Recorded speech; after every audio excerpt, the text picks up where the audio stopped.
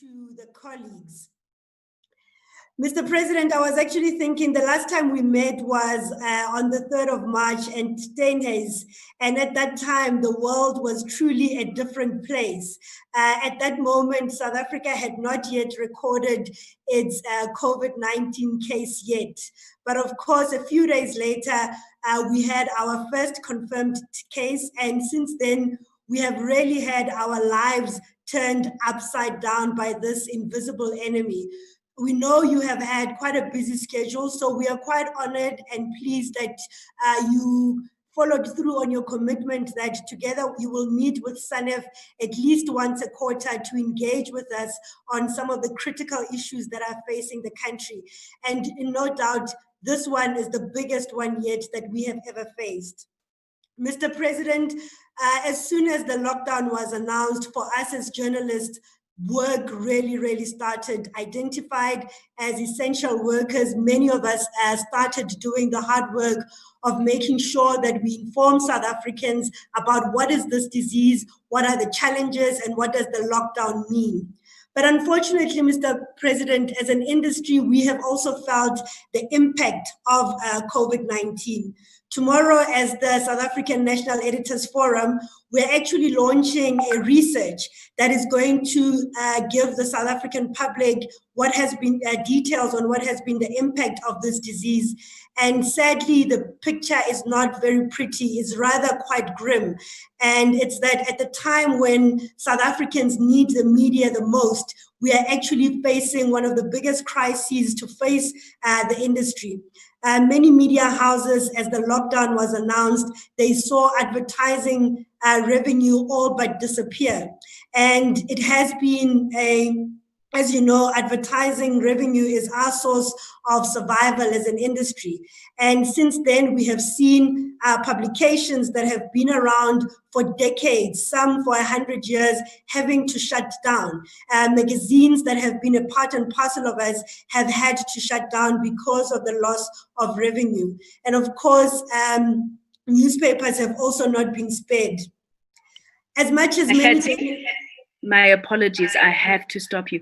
Could we ask that you sit a little bit to your right, please, because there's an interpretation and it's going into your face. Come forward and then to your right. Perfect. Thank you so much. Okay. Mr. President, as I was explaining, we've had so many publications having to shut down because of that loss of revenue. And also, on the other hand, we've also seen local newspapers also shutting down, many of these local publications writing in languages that are familiar for those communities. And whilst many journalists have continued to work very hard and risk everything, they've had to do that facing their own economic challenges. Many of the media houses, to stay afloat, have had to introduce salary cuts. And those salary cuts have gone as high as 40% in some of these cases. But despite all of what we are saying to the South African public tomorrow is that it's not just about the journalists losing their jobs and the media houses having to shut down, but the critical question we all need to answer is that we know that the media is the lifeblood of our democracy. And what does this shutting down of news publication mean for access to information for the public? And how do we hold those in authority accountable when we are when our survival is at stake?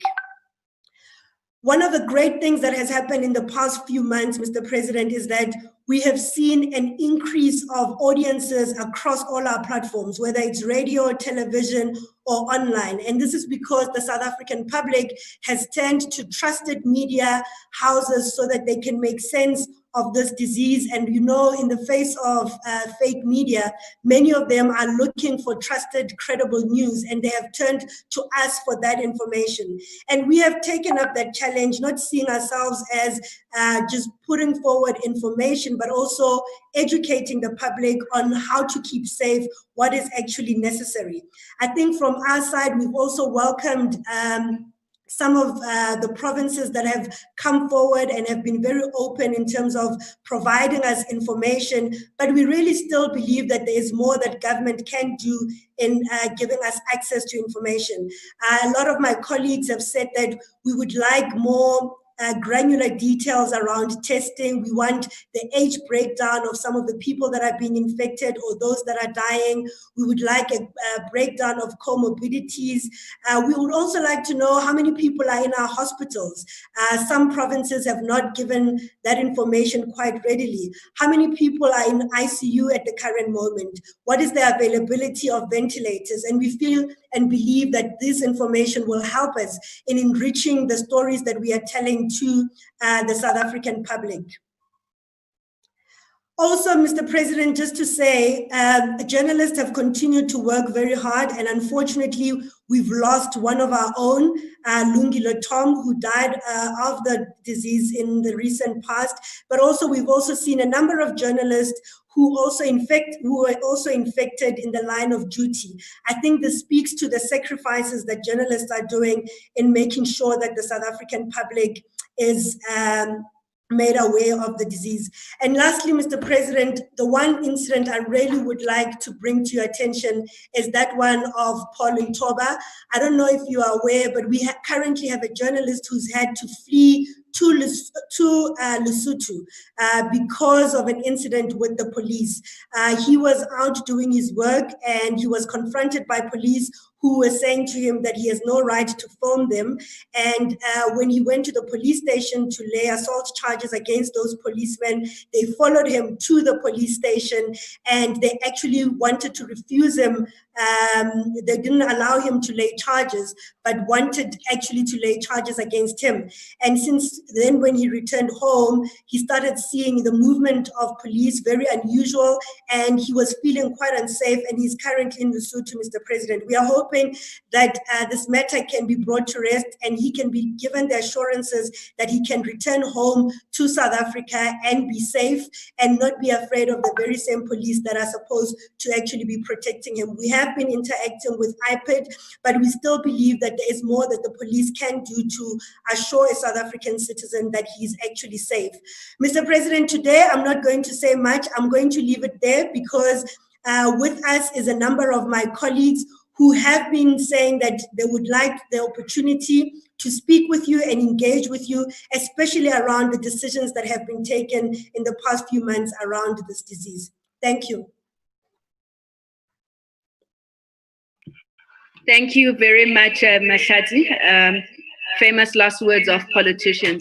I'm not going to speak much after having delivered a wonderfully concise opening remarks. Thank you. Without wasting any time, I would like to invite His Excellency, the President of the Republic, Mr. Matamela Cyril Ramaphosa, also to deliver his remarks, which are also going to form part of the platform of engagement. Your Excellency, Mr. President. Well, thank you, Kusela. And let me extend my greetings to the leadership of SANEF. Mahlatsi, I greet you and indeed all your other colleagues, and want to welcome this opportunity of engaging. I had hoped that our next engagement would really be maybe a dinner setting where we are able to have dinner together and where I'm also able to ask you some questions, because I did promise that I would like to ask you some questions as well. But I guess COVID-19 has interrupted all those plans, and we will have to take a rain check and possibly do that at another stage. I'd like to confirm that I remain open to engaging with the media on a regular basis. And this is one of those occasions which I really welcome. And our engagement now is taking place on the eve of a new phase in our national response to the pandemic. And the move to level 3, which starts on Monday the 1st, in many ways marks a significant shift in our approach to the disease. Having moved from the lockdown to intensive public health management is quite a shift. This is a useful opportunity to reflect on the progress that we have made since we started dealing with this pandemic, and also to look at the current state of the pandemic, and also have an opportunity together to look at the road ahead. This is also a chance to applaud and thank the media in South Africa for its indispensable contribution to the national effort to deal with the virus. And I must say that right at the beginning, when we made the lockdown provisions or announcement, the media for a while had not been identified as essential, and you immediately raised the issue, and it was an oversight on our part, which was quickly corrected because of your own interventions, which we thank you for, because the continued interventions between the media and government is quite helpful. Now, through the media's reporting on the disease, you have really helped to inform and to empower the people of our country, but you've also stimulated public debate. But much more importantly, you've also helped to promote accountability and to hold those of us who are in positions of authority and leadership to account for what we do, for the decisions we take, or decisions that we don't take. So we welcome this. However critical it might be of us, we welcome it because we have a constitution that promotes media freedom, and the media plays a very important and critical role in the political architecture of our country. And we want you to continue fulfilling this role. And this time around, you've been fulfilling it under very difficult conditions. And it has also required new ways of working, of reaching readers, listeners, and viewers. And I'm delighted to hear you say that the public of our country has been turning more and more to the various mediums that you have to communicate, and the trust is being regenerated, and we are very delighted with this. This is a time when most media organizations, as you correctly say, are facing real difficult financial challenges. Now, I'm glad to hear that you're having your SANEF forum tomorrow, and we would like you to engage with government on some of these challenges in a, if you like, a particularized way, so that we are fully aware of some of these challenges and see the extent to which, without interfering with the independence of the media, where government can be able to reflect, to suggest, or to even assist. So, Mahlasi, I would welcome an opportunity that you should interact with us, and rather than stay out there and see media houses collapsing, let's have a discussion and see what it is that can be done. Now, like so many others in society, journalists have certainly played their own part in this momentous struggle of overcoming the virus, and continue to do so. Now, of course, we have to pay our condolences to one of your colleagues who passed away. I was very saddened when I heard that your colleague Lungile Tom had passed away. It was a sad moment, but I'm also quite unhappy to hear that there is another journalist who has had to flee the country and go into Lesotho for fear of either being arrested or fear of being dealt with. Now, I'm going to direct the Minister of Police to make sure that he has safe passage back into South Africa, and he should not be molested in any way. And Colin Toba, as you said, I'm going to get the Minister of Police to make sure that he does come back and he's not subjected to any threats, any form of harassment, because as you correctly say, he was doing his work. And police have no business in interfering with the media when the media is doing, or journalists are doing their work. And as you would be aware, our approach to this pandemic has been informed by the view from the scientific community that most South Africans are likely to be infected by the virus at some point. And you as the media have been communicating this very, very strongly and very effectively. And we're particularly pleased about that because you've helped to spread the message and also make so many of our people aware of the dangers that we face. And let me immediately say that wherever I go, whether I'm walking in the street, on a morning walk, I find that people are either wearing masks and safe distancing. And this has largely been the messages that you have been spreading as the media, and we'd like to thank you for that.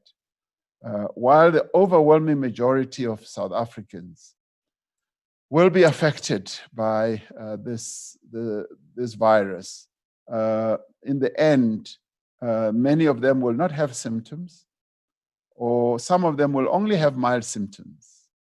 And a small proportion of people infected will develop severe symptoms and will need to be hospitalized. And for a proportion of these people, the virus could also be fatal. And that is the sad part about this pandemic. And as we've seen in many other countries, a small proportion of a very large infected population can quite easily overwhelm the best equipped health systems. And some of the countries, particularly in the Northern Hemisphere, have really advanced health systems, and we've seen how some of those have been overwhelmed. Our strategy has therefore been to prevent a massive spike in infections by delaying the rate of infections, and to simultaneously prepare our health system for what I would call the anticipated surge in cases, and put in place broader public health interventions. Now, we've been through 65 days of the lockdown, and we can reflect on how effective this period of our strategy has been. And we need to ask ourselves whether we have achieved what we set out to achieve. We have started, in our view, to flatten the curve, which was the strategic objective that we had in mind, to flatten it and to slow down the rate of the infections. Now, the latest report, and we all get the same reports on an ongoing basis, has confirmed that we have 30,967 confirmed cases in our country. And of these, around 52% of those people have recovered. The lockdown significantly reduced the rate of infection. And before the lockdown, there was a doubling of coronaviruses every 2 days. During the lockdown, it reduced to 15 days. During the easing of the lockdown with the implementation of level 4, we've found that the doubling of the infection is now reduced to 12 days. Now, of course, the Western Cape has been the hardest hit by this disease. It currently accounts for 65% of all confirmed cases, and the doubling time of the cases is 9 days, as opposed to 12 days nationally. It is therefore of utmost importance that we reduce the rate of the spread in the Western Cape, and that we should do everything possible to prevent other parts of the country from following a similar trajectory as the Western Cape. So far, we've recorded 643 deaths. Now, this is a case fatality rate of 2.1%, which is far lower than what you would call the global average of 6.4% and the European average of 8.5%. So in this regard, we are doing far better than many other locales in the world. Our priority now must be to ensure that we have sufficient health system capacity to provide lifelong, life-saving care to all those who may need it. In the coming weeks, we should expect an exponential rise in cases, and we need to deploy all the means at our disposal to continue to flatten the curve. Now, we have strengthened our public health interventions. Since we began our community screening, we have over 13 million individuals in our country who have been screened. And of all those, 188,000 have been referred to testing. Now, all in all, when it comes to testing, so far we've tested 710,000 South Africans. Now, these were referred to through the community screening process that we said we would embark upon. This is a phenomenal achievement looked against what is happening in other countries, but more particularly also on our own continent. We are testing much more than others, but we will not stand on rooftops and boast about this like others do. Now, as people return to work, school as well, and studying, we will be significantly expanding the screening effort to all places where people congregate. However, with such a high proportion of asymptomatic cases, we need to complement screening with a range of other preventative measures. We also need to be more targeted in our testing due to the severe global shortage of test kits and supplies. Now, another important element of our public health response is contact tracing. Nationally, around 96% of identified contacts are being traced. Although this number is significantly lower in the Western Cape and in the Eastern Cape, still this remains an area of weakness in our interventions. We're currently identifying an average of 2 contacts for each confirmed case, whereas other countries like South Korea have been identifying around 20 contacts per case, which is quite phenomenal, and that is where we want to get to. We have improved the capacity of our health system, and we're keeping improving it. And we're guided by the modeling that has been done on the trajectory of the disease. We have been working hard to expand the capacity of our health facilities. To date, over 27,000 beds in the public sector have been allocated to COVID-19 patients. And I'm acutely aware, Mahlatsi, that you would like to know much more information about what is happening with people who are admitted, how many are in ICU, and all that. And I agree that that information should be made available, and we should be able to create a platform where that type of information can be easily available. I don't see any reason why that type of information should not be available, including the age profile of those who are infected, the regional profile and the district profile, and much more, even a ward profile should be built, and we should be able to have access to it. Now, the field hospitals that are currently being built will have around 13,000 beds. And I've said, in fact, that number would be a lot higher because Gauteng alone would have about 10,000, and KZN is already ramping up. And indeed, the Western Cape. So field hospitals across the country are ramping up, and they are going to have many more beds that will be made available.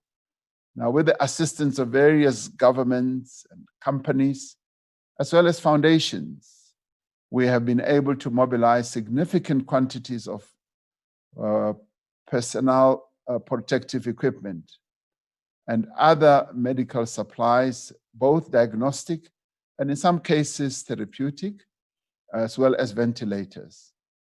Our attention has not been limited only to our country, but we've been working with other leaders on the continent and globally to ensure that Africa has the resources that it needs.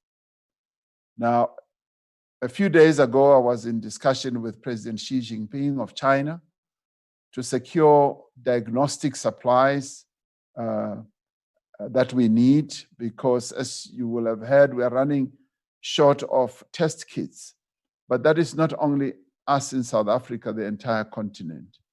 So what we did was I appointed an envoy in addition to the other envoys who are looking at the financing aspect as well as the debt aspect. I appointed Mr. Strive Masiyiwa, who is a business leader, has businesses both here in South Africa and in Zimbabwe and other places on the continent, to be our envoy of the continent to scour the world and find these diagnostic as well as therapeutic medical supplies. And we've been able to have a great success just in the past few days of getting the suppliers in China, with the intervention of President Xi Jinping, to agree that they will make available up to 30 million test kits for us on the African continent. And they will make these available, almost 30 million per month, as well as 10,000 ventilators per month and 80 million masks per month for our continent. And what we are now doing is to set up a procurement platform, which we are going to launch next week, which will allow every country on the continent to be able to procure from a central place and benefit from the scale through which we will be buying from the various suppliers in China. And we want to be able to bring in other countries as well that can build these. But we are also adding our own suppliers onto that platform. South African suppliers who are making our masks, South African suppliers who are making ventilators are also going to be flighted on this platform. Also, a number of other suppliers and manufacturers on our continent. So we're building a huge platform that is going to be able to enable countries on our continent to acquire these diagnostic as well as therapeutic medical supplies with greater ease. And as we launch it, we will also explain how the procurement process will work, the financing that we are mobilizing, that countries that may not have the necessary finance should be able to obtain finance. But the pleasing part as well is that because we are procuring so many supplies, we are going to be able to have to transport these. And we've said we will fetch those supplies so that we are able to have line of sight of how these will be transported and delivered. And these will then be also transported through South African Airways, Ethiopian Airways, and Kenyan Airways. So Johannesburg will become the hub, and Addis Ababa will become another hub where all these supplies will be sent, and then your more regional airlines will then be able to deliver them all around. So this is going to give a great boost to South African Airways, because this process will be going on for many months to come. And this week alone, we will be receiving a supply of 1 million masks from one of the telco companies, Huawei, who have donated. We are working to also grow local production through our work with different industries in our country, and through the support we are providing through the IDC the National Empowerment Fund, and others. Companies across the country have repurposed some of the production capacity to supply the country with alcohol for hand sanitizers, face shields, as well as masks, ventilators, and other essential medical supplies. Now, the other day I was walking during my morning walks, and I came across a gentleman who just greeted me in the road, and he said, "Mr. President, I'd like to thank you because I'm one of those early recipients of the assistance that government has made available to us as business people. Got my assistance in April. I've now imported a machine that is going to make masks. I used to import masks, and I've given heed to the call by government that we should localize and make masks here." And he said, "You'll be pleased to know and to hear that we're starting our production in 2 weeks, in June. We're going to start producing masks, and we are going to employ 75 people from our newly constructed manufacturing facility." So that for me was very pleasing, and it gave credence to this idea that we've been articulating, that localization has to be one of the spin-offs that we get from COVID-19, because this is the time when South African companies can live up to the challenge of producing all these diagnostic as well as therapeutic medical supplies that we need. Now, the coronavirus itself has not only presented us with enormous challenges, it has also created a number of opportunities that we must capitalize on, and we must see a silver lining below this very dangerous cloud that hangs over our country. It has shown that the state, which has always displayed signs of incapacity, as I've stated before, that when it is called upon to do so, it does have the capacity to implement programs that improve the lives of our people, from food distribution to the provision of water, from wage support to millions of workers, and to assistance to small businesses, but also to assist those millions of South Africans who are unemployed, and to create a platform and a facility and a channel through which we can do that. We have also, during this period, been able to process the data of 6 million South Africans who have come forward to receive the special relief grant, and we will be able to distribute that grant in quite an effective way as we move forward. Now, because of COVID-19, we have had to quickly improve also our health system to be ready to serve everyone, regardless of their ability to pay, which is a fundamental principle of the NHI.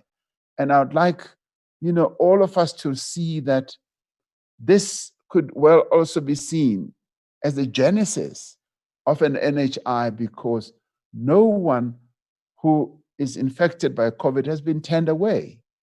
They've actually been accepted and admitted in our health facilities.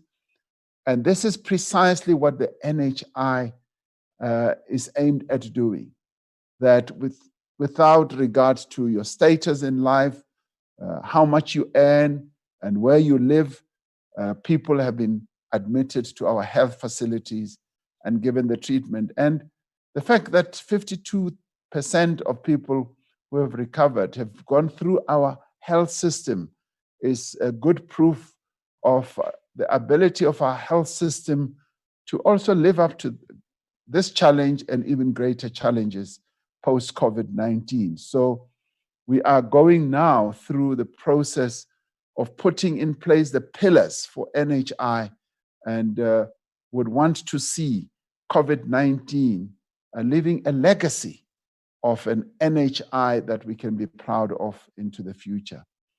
We have made massive investments in health infrastructure, improving the quality of existing buildings and movable assets.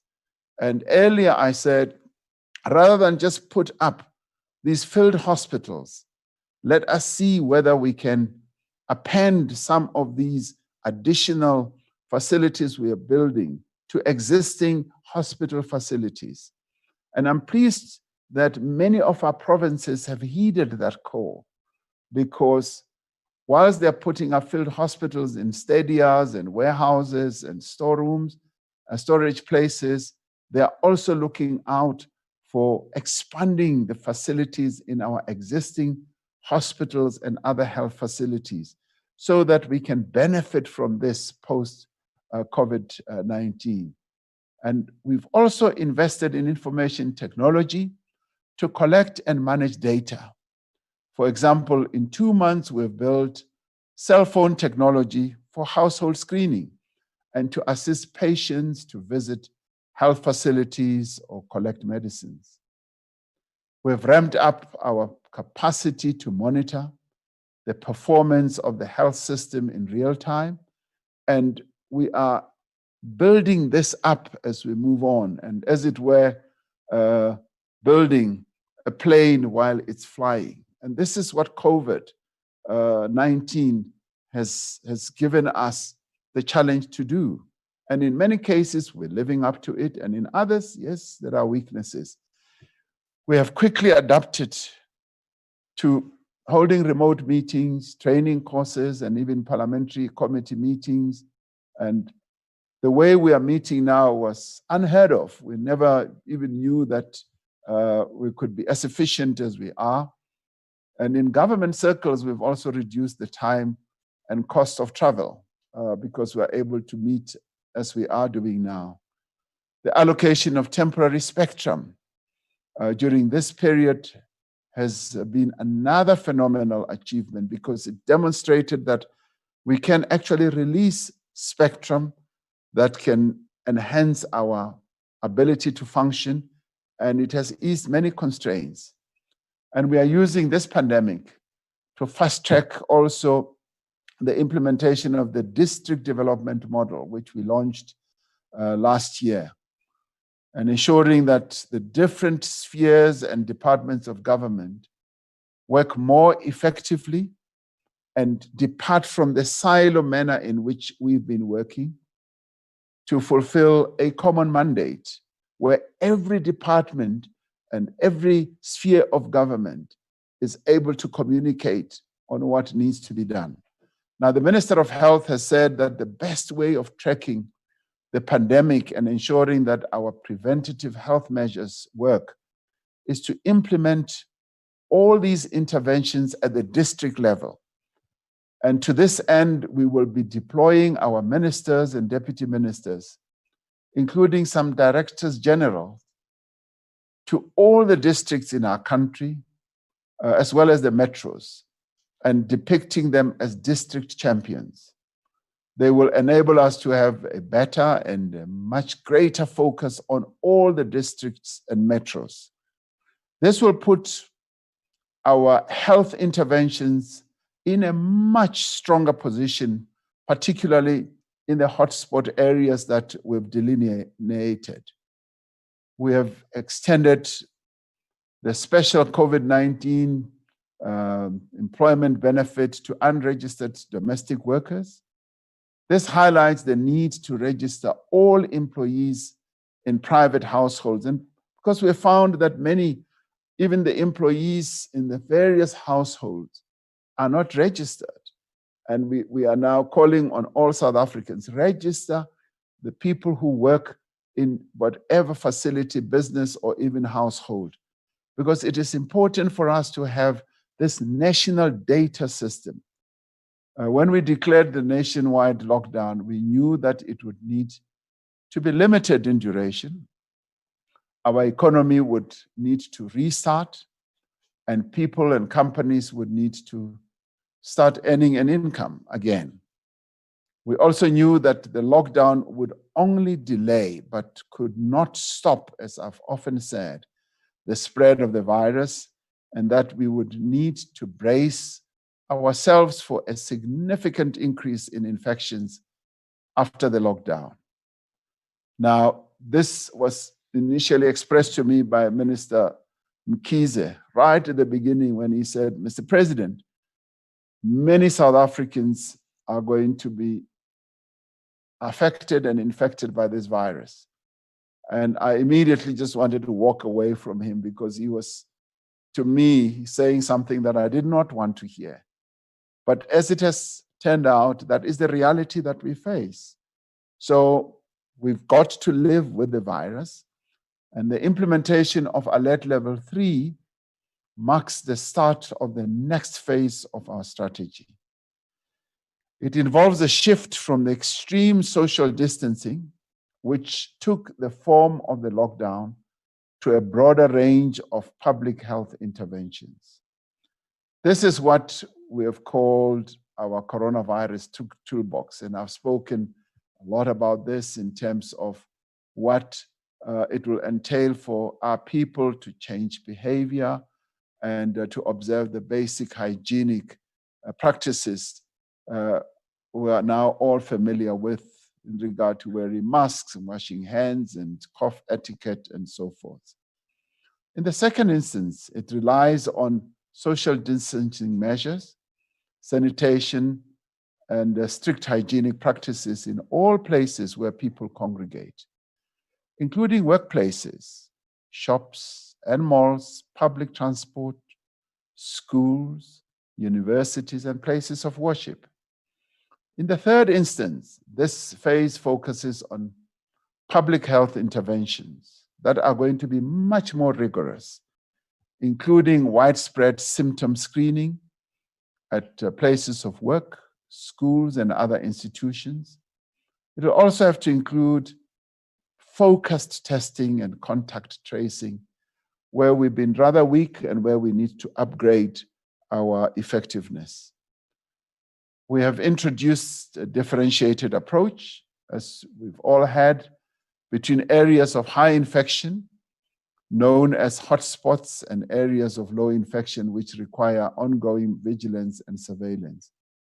Now, special interventions will, as we have said, be made in hotspots, and that is going to revolve around a multidisciplinary team effort, which will need to be deployed to contain the outbreak. And as the Minister of Health has told us before, that they have identified areas where these outbreaks have really been going up. And they will include all the health specialists, doctors and nurses and community health workers. Now, each hotspot will be linked to testing and quarantine facilities and additional hospital beds. There will be a close focus on tracing contacts and isolating. And I've said that we need to focus on this contact tracing thing or process. Originally, the intention was to place hotspots areas at a higher level than other areas, but it became evident that this was going to prove impractical and would undermine our efforts to reopen the economy. For instance, having identified Ekurhuleni as a hotspot in Gauteng, if we had left Ekurhuleni alone in level 4, it would have been very difficult to cut out Ekurhuleni when people who would be in level 3 in the rest of the province, in Johannesburg and other areas, have to travel to work in Ekurhuleni. So we relied then on differentiating that area by having a much more focused effort. Having different areas at different alert levels would simply disrupt supply chains, create a multiplicity of regulations to enforce and even increase the movement of people between hotspots and other areas, as I've said. If it becomes necessary, and touch wood, we hope it will not be, and all other hotspot interventions do not work in containing the spread of the virus, then some hotspot areas may have to be placed at a higher alert level. But I'm hoping that our interventions will prove much more effective. The new phase of the strategy is in line with the approach that we outlined from the start. Now, the first stage was preparation, even before we recorded the first case in the country, then primary prevention, then the lockdown and the surveillance and active case finding, and now hotspot intervention. This is not a case of government stepping back from the crisis, but of government working with all social partners to intensify our efforts across a broad front of interventions. We are reopening most areas of the economy so that people can go back to earning a living, so that this immediate health crisis does not result in a permanent economic crisis. At the same time, we are retaining many restrictions on personal movement and gatherings to limit transmission. Now, social and economic interventions were largely made up of 5 components that we embarked on to support households and communities, protect workers, sustain businesses, strengthen public health interventions, and strengthen the economy. Now, our initial interventions that had economic assistance measures came up to 1.7 billion, as we might recall.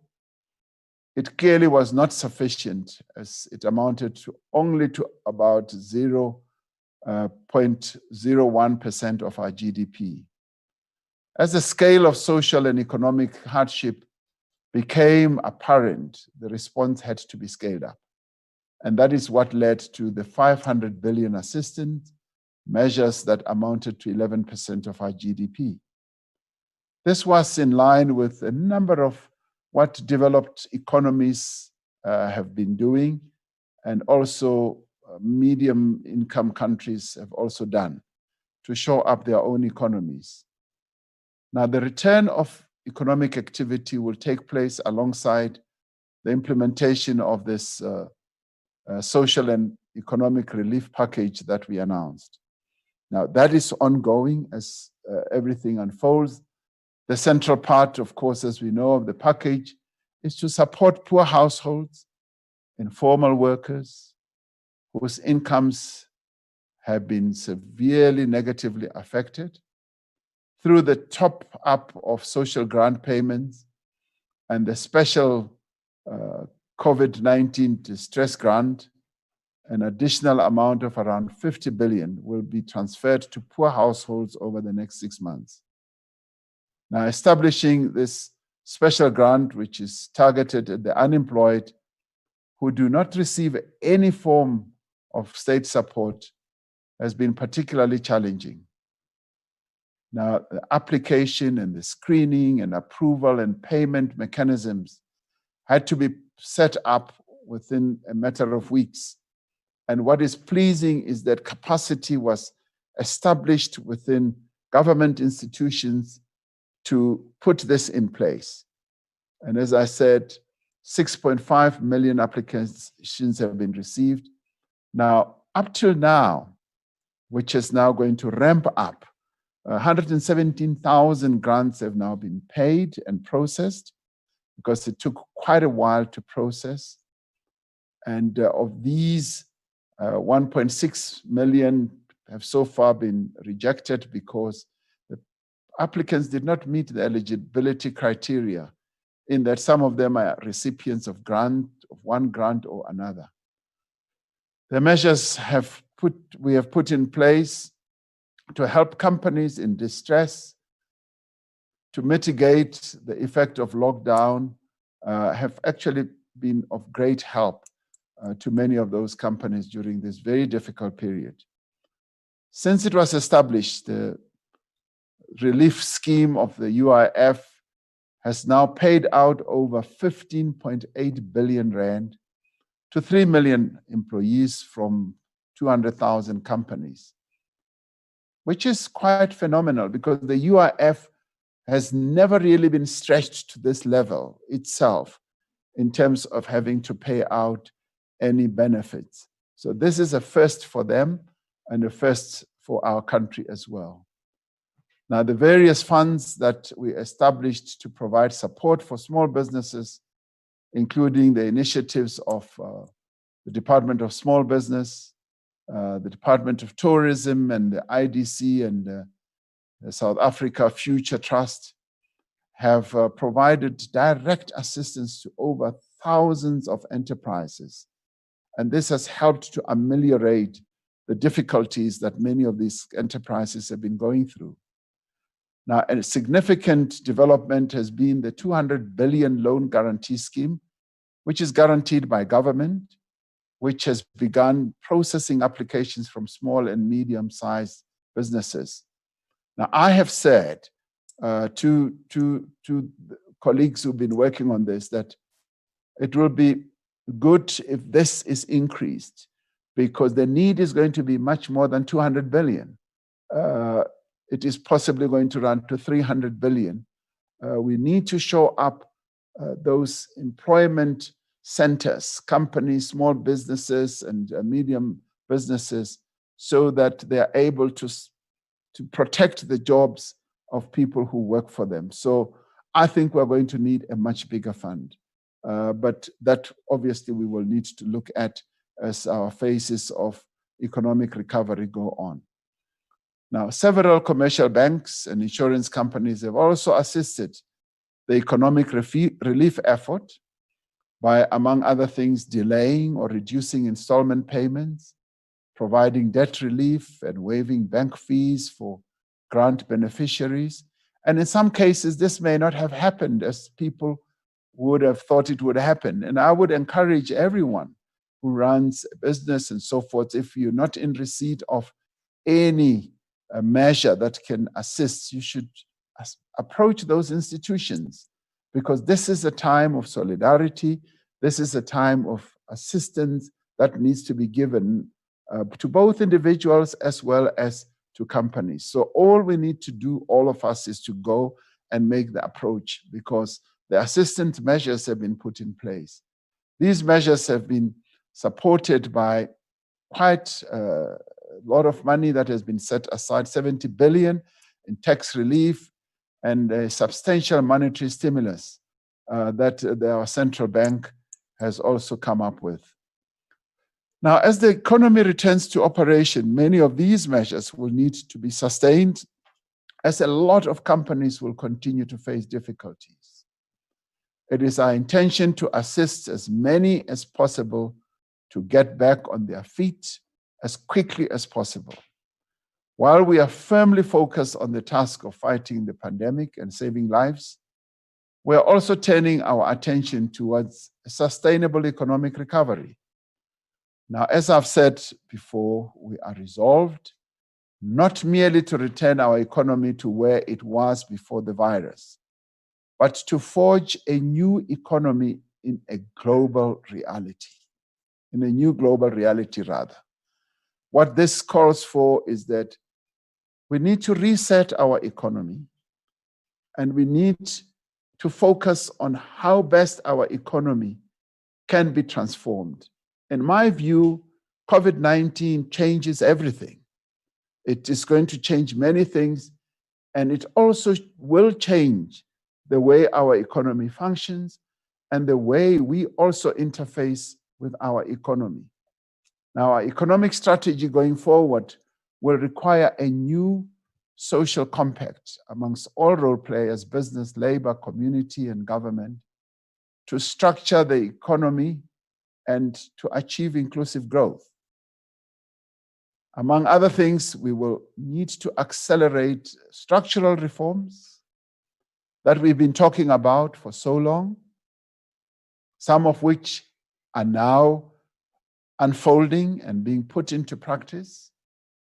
We will also need to focus, as I've said earlier, on promoting localization. And this is, in my view, a mindset change. And in a way, it is also economic patriotism. We'd like to see all of us as South Africans becoming more patriotic, even when it comes to our economy, and localize as much as possible. Many countries that have gone up the ladder of economic growth have been able to produce their own food, they've been able to produce their own healthcare supplies, and we can do as much as many other countries have done.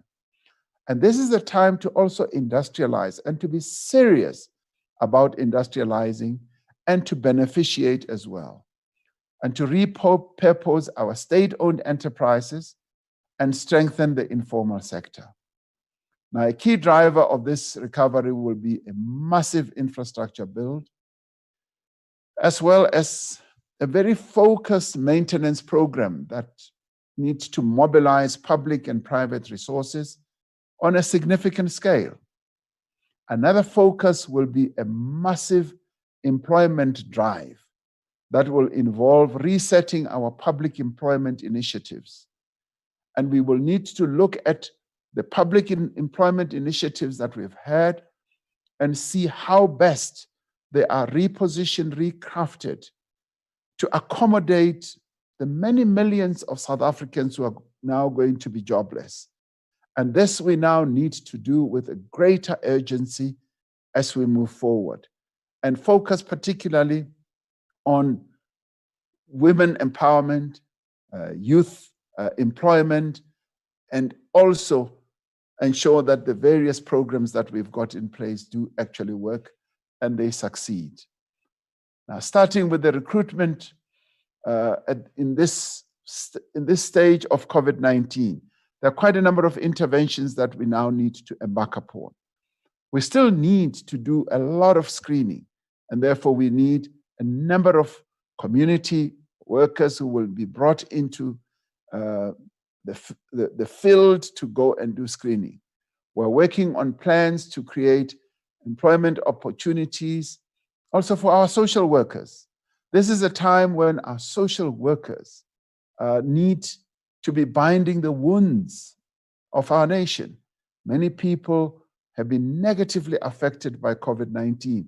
We need to deploy professionals and people who have been unemployed for quite a while.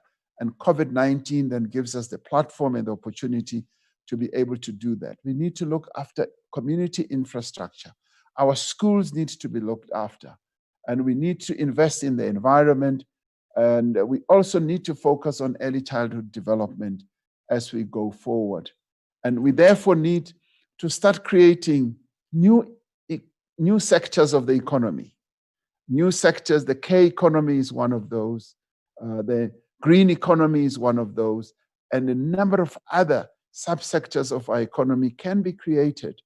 And so therefore, COVID-19, as we move forward, from a strategy point of view, we can craft quite a number of possibilities that can ensure that our recovery out of COVID-19 is a lot better. This will take place alongside the work that needs to be done to unlock employment in the wider economy, no doubt. It is nearly 3 months since South Africa recorded its first COVID-19 case. The measures we've taken since then have managed to significantly reduce the rate of infection within the population. At the same time, these measures have resulted in massive disruption in people's lives and have placed livelihoods at risk. And some of the regulations that we've put in place have not made everyone in our country happy. And people have sought to find out why were certain regulations put in place. And people are correct to ask that. And obviously, over the next coming while, we will need to explain and to put in place the rationale why certain decisions were taken. As we steadily open up the economy and enable people to return to work, we're now entering the most challenging phase of our response to the pandemic. which carries the greatest risk possibly for massive and uncontrollable rise in infections. The weeks ahead will be crucial and will require great vigilance, caution, as well as effort from all South Africans.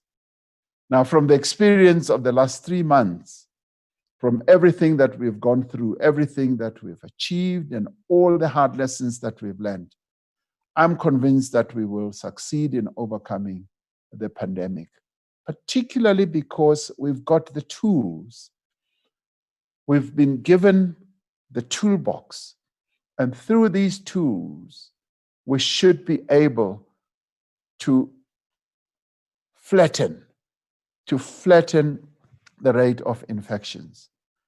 Having used possibly the big bazooka and maybe the nuclear weapon, which is the lockdown, the hard lockdown, as we ease, we now need to use the other tools. And the other tools have been well articulated to our people. And I can say that it is pleasing to see that South Africans are heeding the call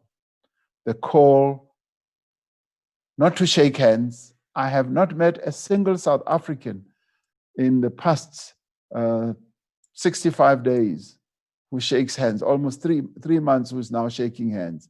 People no longer shake hands. People no longer hug willy-nilly. People now wear masks. Wherever I go, whether I walk in the street and I go to some public place, people are wearing their masks. And the social distancing is beginning to grow on us. Many of us are beginning to demonstrate that social distancing.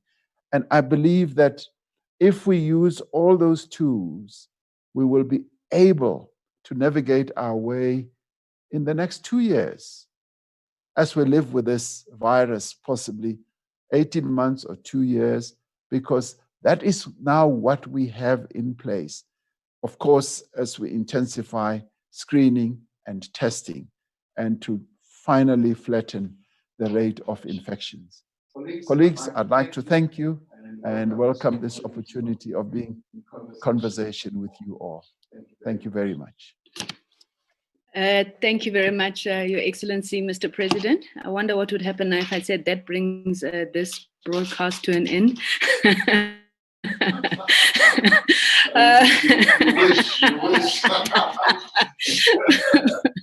They're waiting. All right. I already have 2 hands up. I think we'd agreed that we would take 3 hands in the first round. Maybe let me request that we keep them quite short. Maybe we take 5 just to give the president some breathing time, and then we'll come back in the next round. Please use the thingamabob, the raise hand function. First question is going to come from Clement Manyatela.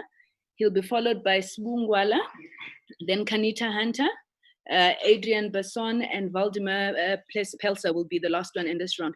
If we could take them in that order, please. Clement, you are first.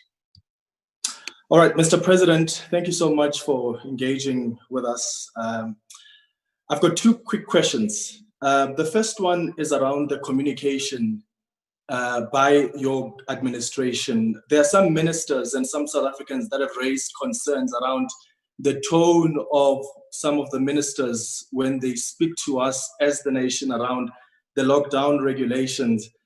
Some regulations, it appears, are made up as the ministers go. You know, things like if you are found with smoking, you may be asked, where did you buy this? Can you produce a slip to prove that you have purchased this and where you purchased it from? So how concerned are you about that communication, the tone, and the fact that there is just some discrepancy in terms of the regulations that the ministers are putting forward? And how do you plan on strengthening communication to avoid confusion? My second question is on the lifting on the ban on the sale of cigarettes. I want to ask, Mr. President, who advised government initially when you announced that the ban on the sale of cigarette would be lifted? Did you consult with the health experts? I'm asking this because when that decision was reversed, we were told that it was reversed because the experts have advised that the sale of cigarettes must continue to be banned. So who actually advised initially? Where did you get the advice on the lifting of the ban on the sale of cigarettes? Thank you very much. Thank you. Clement, Smooth. Thank you, Kusela. Mr. President, from the beginning, you have told us, and the ministers have also told us, that government's decisions around the response to COVID-19 are informed by science. And tomorrow, Mr. President, we have the majority of the workforce, about 8 million people, who will be returning to work. And we've also heard at the same time, I think it was the health minister saying that the WHO had advised South Africa to stay on lockdown level 4 because we're still going to see a spike in infections. The question here, Mr. President, is based on that, is it actually, would it be correct to say that some of the decisions that are taken are now not solely based on science, but rather the socio-economic factors in the country takes precedence? And if not, Mr. President, maybe you can explain then what was the science in deciding, for instance, to allow churches to operate and not restaurants to allow for sit-downs. And secondly, Mr. President, we truly appreciate this opportunity, and I think it actually comes at a time when South Africans and ourselves as the media have been actually hoping for more visibility, where you'd be able to address us as a nation, but also to take questions. Could this then mean, Mr. President, that now we'll be seeing more of you, and that perhaps in the future you'll consider, after you address the nation, that you would take some questions from journalists? Thank you. Thank you, Smooth. Kanita. Thank you very much. Mr. President, there seems to be a disconnect between some of the announcements that you make and the implementation thereof by the executive. I know you speak about the capability of the state and how it's been improving, but there seems to not be any consequence management in terms of departments or ministers unable to follow through on the announcements that you make, whether it's the 350 Rand grant, whether it's now the crisis with the schools.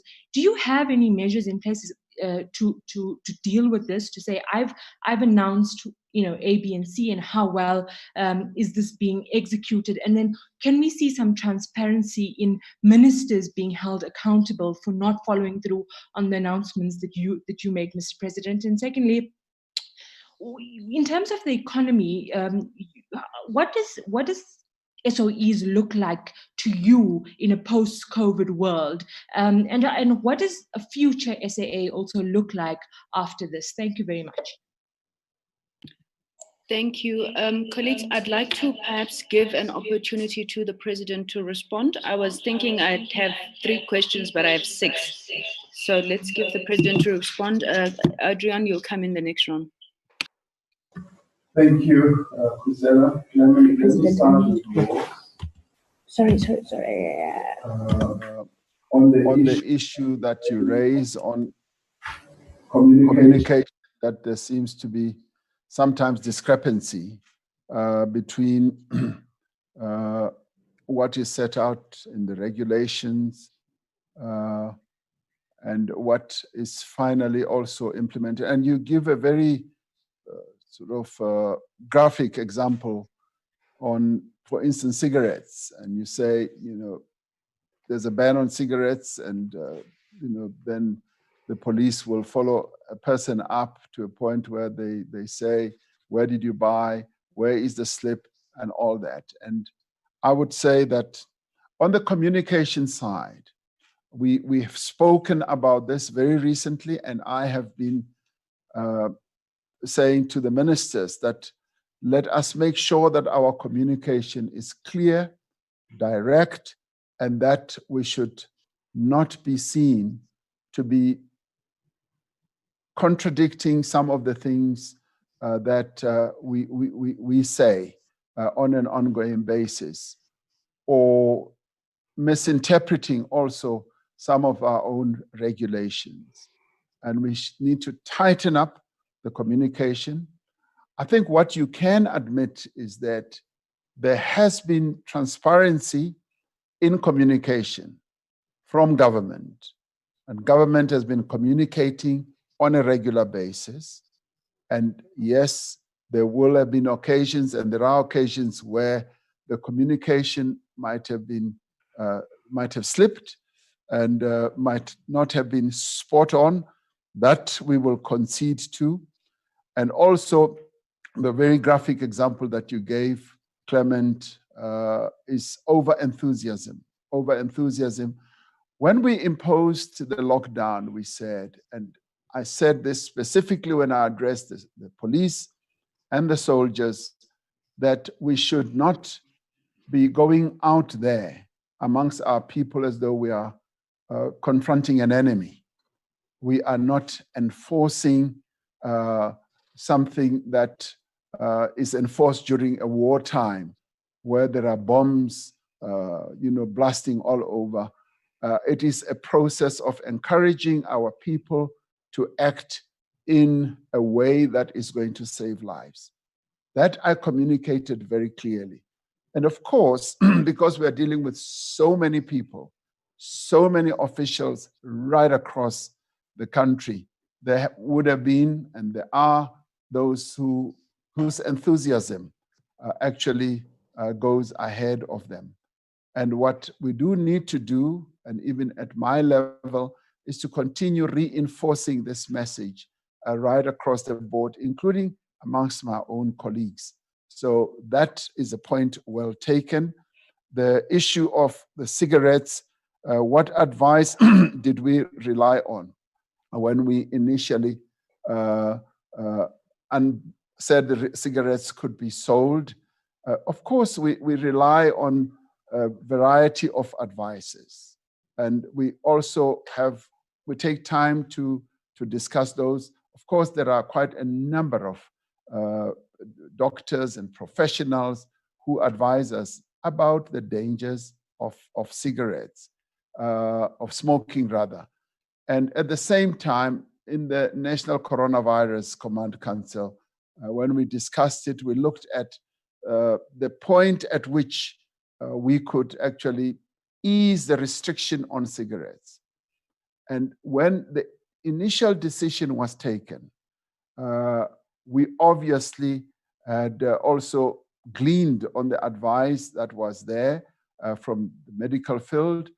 But at the same time, we felt that because people do smoke in our country, there needs to come a time when the restriction will be lowered.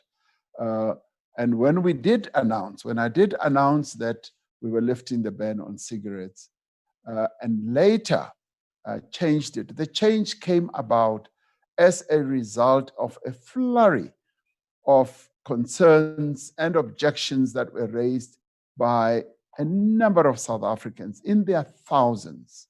We then had to go back to the drawing board and then finally announce a change. And now, obviously, people have taken issue with the way the announcement was made. It was made by Minister Dlamini Zuma. And what we should have done is, the president having announced it, the president should have been the one to announce it again and give reasons why this was being changed. Now, that was not done. That was not done, and we will concede that as well. It should have been done, because then it created a very unpleasant type of situation where people started saying that the minister was undermining the course of the other regulations that were being announced. And let me say that, yes, we continue to follow. We continue to follow scientific advice. Sbu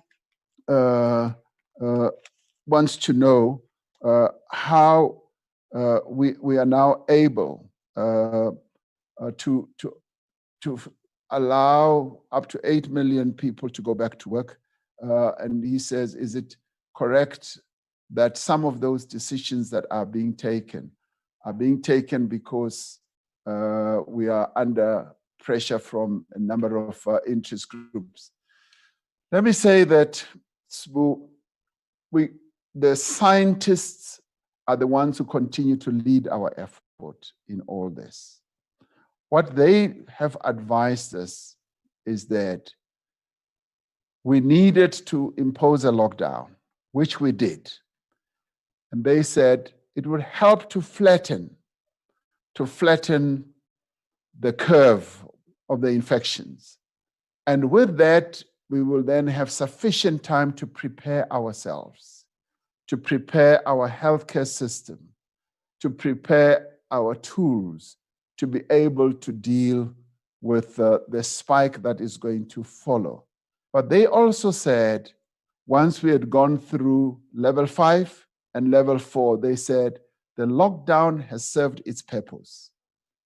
In fact, what they were even advising, SBU, was that you could quite easily go to level 1 because the lockdown has now become a blunt instrument. You've served the purpose. You now need to rely on other tools. Now, they have scientifically crafted all those tools that we now need to rely on. And that is the advice that we are heeding. But we also had advice from the World Health Organization. The World Health Organization was saying, we advise that countries should ease lockdowns gradually and slowly, and do so as the infection rate goes down. Now, armed with both advices from the two centers, the National Coronavirus Council and the Cabinet decided that we are going to take a midpoint and do it gradually. Rather than rush quickly to level 1, as advised through, yes, the scientists, we said, let us rather go to level 3 and gradually move on to level 2. This will also help to give us time to get even more ready throughout the country, as we are doing now. There are quite a number of areas in our country where we still need to button down our state of readiness. We still need to have more health workers to be brought on board to go and do the screening throughout the country. We still need to set up testing. And as you have heard, our testing capacity is still not at the level where we want it because we've been running short of tests instruments. We're hoping that as we get them now with a new offer, we will be able to ramp up our tests. So those are all the instruments that are informed by science. And so science has been very much at the center of all this. And it is what has now informed us to say, yes, as we now move down to level 3, it is time to open up the economy because we cannot keep the economy shut forever and in a day. We do need to open it up. People do need to go back to work. But even as the companies do open, we want to ensure that our tools are put in place. Every measure or intervention that needs to happen should be in place so that we are able to keep the curve going down. So when it comes to the churches, we were approached by the churches, and they approached us long ago. And let me say, when we initially did the lockdown, there were a number of churches that felt that no, they didn't really submit themselves to a lockdown. Through consultation, we were then able to get all the churches to agree to a lockdown. And of course, it needed to be enforced by the state. And let me say, we are very, very pleased that the churches, by and large, and in fact, all of them, complied with the lockdown provisions, from the small churches to the large churches, realizing the dangers that people would be open to. And as we've now moved to level 3, the church leaders and in all formations of faith-based organizations came to us and said, we would now like to allow worshiping to happen, and we've got the protocols in place. For instance, the South African Council of Churches came with a well-documented protocol guideline and said, this is what we would do. We would not allow this and that, and there would be restricted numbers of people, and people would not be willy-nilly allowed to come in and so forth. And it was at their instance, and also observing the fact that, yes, we are now moving to level 3, where we are, for instance, going to now be getting people to go to work. People are going to go to work, and they are going to be working side by side. And in the mines, in our factories, and we're also going to be saying our grade 7 and grade 12 children can go to school, and they are to be learning side by side, separated by a meter and a half, with all the masks and the hand cleaning and all that. And we said that if it is self-controlled, as we expected it to be, and as it was articulated to us would be, was something that could be allowed. And it was that informed that. But more importantly, the churches themselves have been saying, we are not ready. We will not be ready as of the 1st of June to comply with all these provisions. And in fact, some of them are saying to us, we will only be ready in August. We will only be ready in September. And we've said, we welcome that. We've also welcomed those who have said, because we are not ready at all, we are not going to open.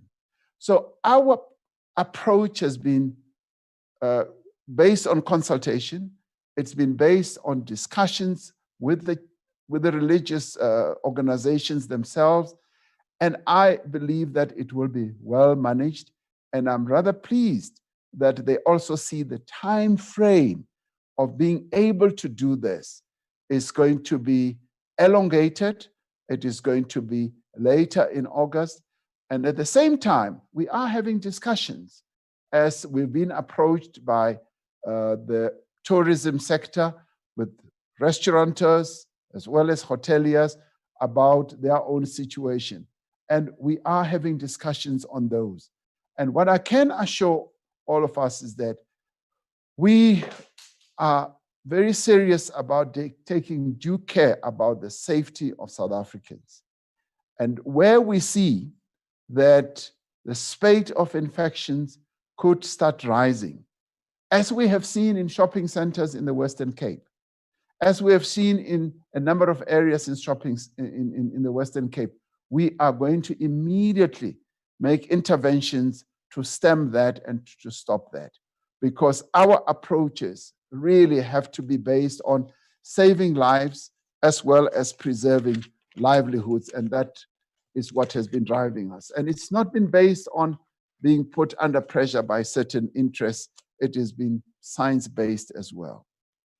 Now, you ask whether I will be able to take questions going forward. Yes, the answer is yes, we will be able to take questions, and I'm happy to do so, as obviously we do nationwide wide addresses.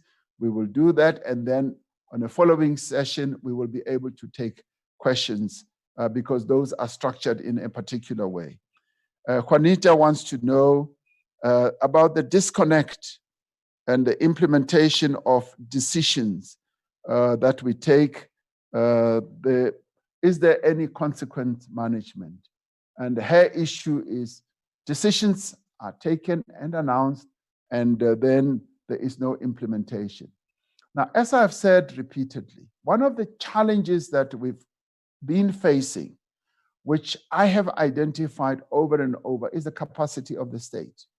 The state that, if you like, I inherited has been a weakened state in a number of ways. And much of what we've been trying to do is to show up the strength of this state.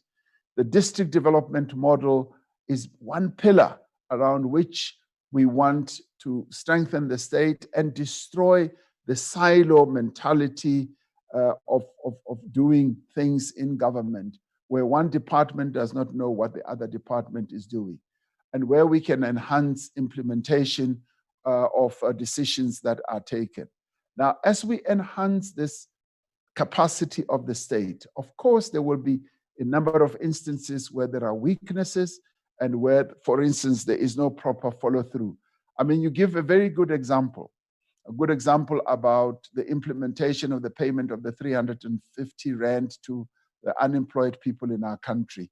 We took the decision, and having taken the decision, and in a way, this decision was like unexpected to those who would implement it, because they had to craft a new way of paying an amount of money to people who were not on their books, who were not registered with them, who were not in the system. So a system had to be put in place, and it had to be built from scratch. And they obviously had stop and starts, and they obviously had breakdowns and what have you. Now, I'm assured that the system is now working, and they have already paid almost 120,000 people, and they are going to be processing almost 600,000 people in the next few days. And we will be getting up to what we believe will be about 3.5 million people. Now, that is a phenomenal process, because many of the people don't have bank accounts. And you then have to find a way of paying them, either through e-wallet or whatever other platform. Some of them have bank accounts. You've got to validate them. You've got to find those people. You've got to check with SARS, Home Affairs, and everyone else. So all that process is now being done. And they show me they've done already 3.5 million. We've been validated and checked rather, and thereafter payment is going to happen. So the capacity of the state has been a major issue. Will there be consequence management? Of course, there will be consequence management where my colleagues, ministers, or even officials do not act in accordance with what they are supposed to do. COVID-19 has given a further boost to the capacity of the state. And I want to capitalize on that so that our capability of delivering more and more water, of registering almost 3.5 new people on our system, is something that I want to capitalize on and demonstrate that the state can have capacity. The state-owned enterprises, looking into the future, COVID-19 is going to give us greater capacity and capability to reset and reposition and even repurpose our state-owned enterprises. And I'm glad that a number of initiatives are now underway to address precisely the issue of our state-owned enterprises. South African Airways is a case in point. Through trial and tribulation, through consultation and arguments and fights and everything else, the whole SAA process is now reaching a point where we can move forward, where we can look and countenance a new airline that can rise from, say, if you like, the ashes of SAA, and an airline that can also combine a number of other entities to build not only an airline, but to bolster the aviation industry in our country. Now, I am pretty gung-ho about the future of a new South African Airways. I'm also gung-ho about the future of our aviation industry. And SAA is highly respected on our continent. And it is for that reason that Johannesburg will be used as a hub to be able to distribute COVID-19 medical supplies. So I see a good future for SAA. And similarly, I see even a better future for Eskom. And there are quite a number of other interventions that we are making around Eskom. And all these are being done in the proper way with proper consultation. And we'll soon be announcing the names of the State-Owned Enterprise Council, which is SOE Council, which is going to help in advising us in government to move forward with our state-owned enterprises. So post-COVID-19, I think our state-owned enterprises will be better positioned.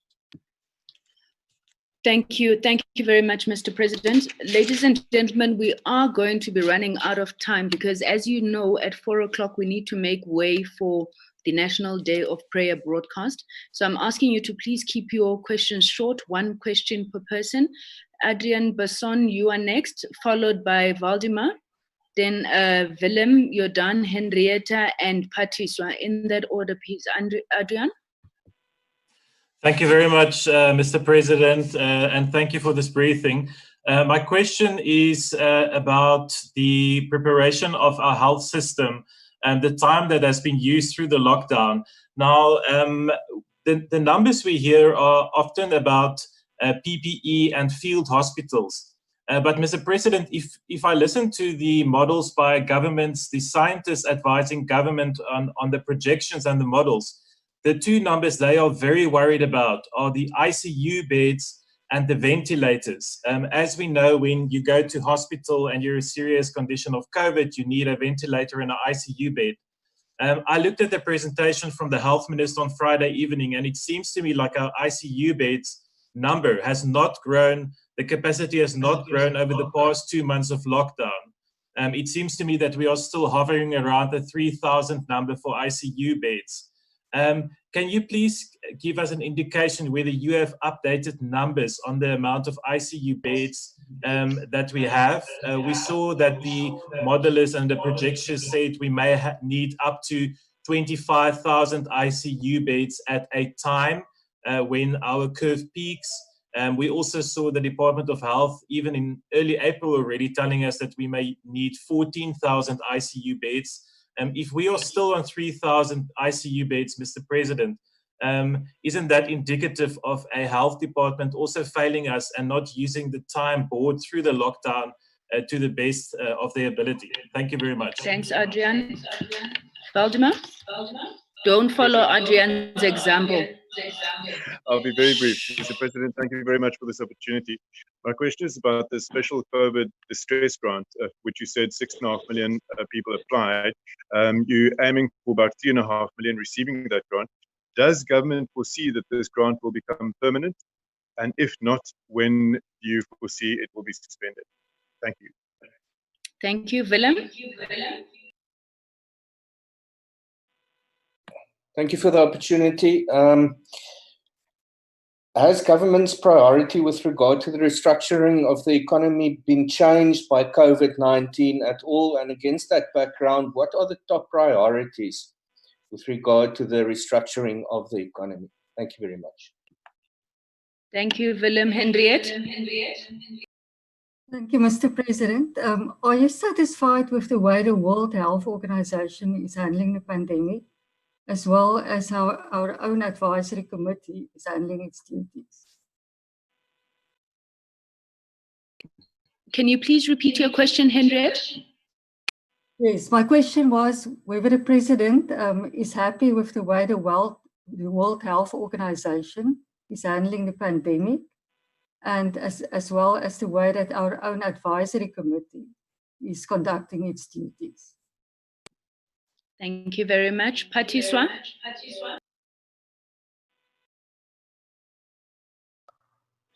Thank you, Mr. President. I just want to refer to one thing. The social grant enhancements that have been done are for a limited period. What's going to happen after that? And I'm raising this because the impact of COVID-19 goes beyond what we see now. There is going to be a huge psycho-socio-economic displacement as people are starting to lose jobs now.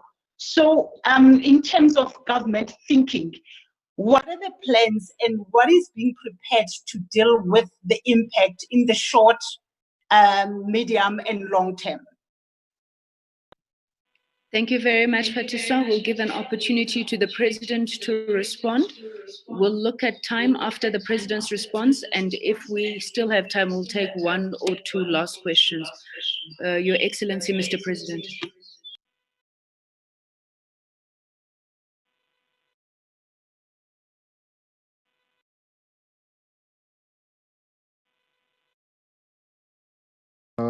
Whether our health system is really prepared, the state of preparedness of our health system. We've spoken about field hospitals, and Adrian wants to know whether we are going to have sufficient ICUs, because the professionals inform us that we are going to need up to 25,000 ICU beds. Now, clearly, Adrian, this is the challenge. This is the big challenge, and we've sought to utilize this period of the lockdown to prepare even more. And whenever I have gone around to the provinces, I have been commenting to my colleagues in government that what you have put in place is not sufficient. I'd like to see you add on. And that has been heeded. When I went to KZN, they had already put in place about 4,000. And I said that needs to be even 10,000. And quickly they were able to exceed even that 10,000. And I was very pleasantly pleased when I went to Charlotte Maxeke Hospital, when they had already started putting in their field hospitals. But when I went to the hospital itself, they informed me that before COVID, they only had 12 ICU beds, and they've now ramped them up to, I think, something like 112 ICU beds. Now, that for me was pleasing. And I've said to the other hospitals as well, we now need to ramp up the ICU, because this is now the greatest need. And I would like our minister to focus more on the establishment of those beds. And it is possible to do it. When I went to the new hospital that we are going to have in KZN, the Pixlikai Sakaseme Hospital, already they were putting in the ICU equipment. And it is possible to do it. And I would like to have this being increased exponentially. 25,000 is quite a lot, but we need to increase beyond the 3,500 that we have. And I will be focusing more attention on this, because clearly this will also stand us in good stead for NHI. And so I will be giving more and more of a focus. Now, I wouldn't say that this is the health department failing us. Remember, they've been at this for the last, if you like, 65 days or 3 months, and they have achieved a phenomenal feat in many, many ways, and we need to give them the time to be able to do so. And what we need to do is to prod them on, to encourage them that they need to do more. And that is why we allocated a budget of up to 20 billion to enable our health response to be up to the level of meeting the challenges of COVID-19. The COVID distress, do we see this? It was from Willem. Do we see this as being permanent? No, our current plans are that this is a COVID-19 time-limited or bound distress assistance. And given the resources that we have in government and the resources that we need to put in place to dig our way out of the hole that COVID-19 is depositing us into, because we're still going deeper into this hole, we will not immediately have these resources. What with our revenue source shrinking, we saw and we had the commissioner of SARS saying that we are going to be short 285 billion rand. Now, that is money that could have come in handy. We're going from a fiscal point of view, we are in serious situation.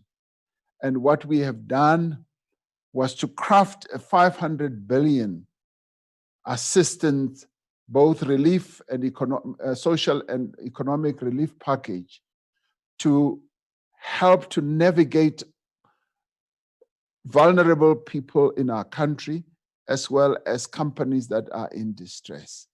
And this is clearly for a limited time. And some of the money we've had to loan, we've got to loan from a number of centers, like for instance, the New Development Bank, the African Development Bank, the IMF, the World Bank, and so including internal sources that we have to rely on. And to raise almost 11% of your GDP is quite a bit of money, and we've decided that we must have this. But what that also raises, Willem, is that there is a need for us to start looking, as I think other organizations have said, we now need to start looking at how we give assistance to our people who are in distress for a longer period in their own lives, where there is poverty, where there's inequality. And let me immediately say that a number of countries in the world are already saying, even those countries that were vehemently opposed to even countenancing a universal social grant of some sort, are beginning to countenance that. Now, COVID-19 finds us in a very dire situation where our economy has been in serious trouble, and with the downgrading, we're in much bigger trouble. We now need to find a number of ways to address all these challenges. But for now, this assistance will last for 6 months. We announced that we are going to give this assistance both to do a top-up on the child grants, the old age pensioners, the disability grants, as well as the grants to the special grant for unemployed people. So this is going to be available for 6 months, and we've made that very clear right from the beginning. And obviously, we know we are going to face other challenges going forward, and it is for that reason that we say we now need to look at recovery, economic recovery that needs to address itself to precisely some of the problems that you're alluding to, Willem. How we address issues of unemployment and even issues of hunger. Now, another question was, I didn't get the name, has COVID-19 affected the restructuring of our economy? And are we going to be able to move on with the restructuring of our economy? The answer to both is, well, has it affected it negatively? No. If anything, COVID-19 now gives us even a much stronger platform. It gives us even a much stronger reason, if you like, if we ever needed a reason, but it gives us even a much stronger rationale to transform and restructure the economy. Our economy is crying out for restructuring. We've been operating under an economy that is both colonial and racist over the many years. And that economy now needs to be realigned to deal with the challenges that South Africa faces right now. And it is for this reason that we say, and I'm glad that many other people, including people in business, are saying we now need a reset of our economy. And a reset of our economy must mean that we've got to transform the economy. We've got to make our economy to be more aligned with inclusive growth. Those are the key priorities. Inclusive growth. It must be an economy that is going to respond to the poverty that prevails in our country. It must be an economy that is going to be, in a very direct way, be aimed at creating jobs. My strong view is that we shouldn't and cannot carry on as a country countenancing, living with 10 million people out of work. We've got to do as much as what it takes to make sure that we restructure our economy and to reposition it so that it is able to address all the challenges And of course, the priorities are going to be that our fiscal position must be properly strengthened. We need a much stronger fiscal positioning. We must have a productive economy. So we must look at all our industries, our sectors of our economy rather, and make sure that they become productive. We industrialize, we localize, and we foster the empowerment of women in our economy, and we focus on youth empowerment and bring in young people into economic activity. Disabled people must also be well positioned in our country, and we must look at various sectors. The land question has to be addressed. Agriculture needs to be a key component of the growth trajectory that we need to have. We need to look at infrastructure to be the real flywheel that is going to drive economic growth in our country. And when we look at the infrastructure, there is a lot that can be done and that we will do to upgrade the economic growth in our country. Many countries that have come out of a post-war type of situation like we do now, I characterize post-COVID-19 as almost a post-war situation, have often relied on infrastructure to bolster economic growth. And that is precisely what I would like to see. So infrastructure is going to be one of the key backbones of economic growth going forward. And it will also lead to restructuring of our economy as well, as we have to do local manufacture of the materials that we use in infrastructure. Am I happy with the way the World Health Organization has been handling the pandemic? Yes, I am one of those leaders in the world who's been saying, yes, I'm happy with the way that the Director General, Dr. Tedros Ghebreyesus, has been handling the pandemic. And we say that the World Health Organization needs to be at the center of the global health response. They need to be strengthened. And it is for that reason that I also participated in a global fundraising effort to raise funds for WHO in the wake of the US also wanting to withdraw money from the WHO. We believe that more and more of us around the world need to be supporting the work of the WHO. And I'm also in full support of the medical advisory committee that Minister Zweli Mkhize has set up. It's been doing a fantastic job. And they have been guiding us. They've been guiding us in this whole process. And the little blip that we had a few days ago is to be expected in a group of people, almost 51 people, who work together, who are scientists, who are professionals, who are all the types of wonderful experts that you want, will often have different takes on what we are dealing with.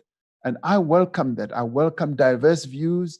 And now they've been guiding this whole process. And what we are doing, I want to reiterate, is guided by science. None of us is flying by the seat of our political thoughts. It's guided by science. And that is what we've been following. Patiswa asks, the social health enhancement, I answered this, is it for a limited period? And what are our plans? And Patiswa, I answered this. It is, yes, crafted for this limited period. We don't want to deceive our people. We did say upfront when we announced it that it will be for 6 months. And there had been a proposal that it should be for 3 months. And I strongly felt that it should be crafted for 6 months to assist our people as much as possible. And the cabinet endorsed that. And that is now what is in place. And beyond that, we know the hardships that our people are going through, and those will also be addressed. What COVID-19 has done for us, for all of us, and indeed it has done the same all over the world, is to bring to the fore much more frontally the serious challenges that are faced by many people in not only South Africa, but all over the world. But in our case, our response has been a response that has been underpinned by solidarity, a response that has been underpinned by government's determination to support and assist our people to get on with their lives. And post-COVID-19, we will be embarking on an economic trajectory that will also be seeking to do precisely that. Thank you. Thank you very much, Your Excellency, Mr. President. Ladies and gentlemen, we have unfortunately run out of time.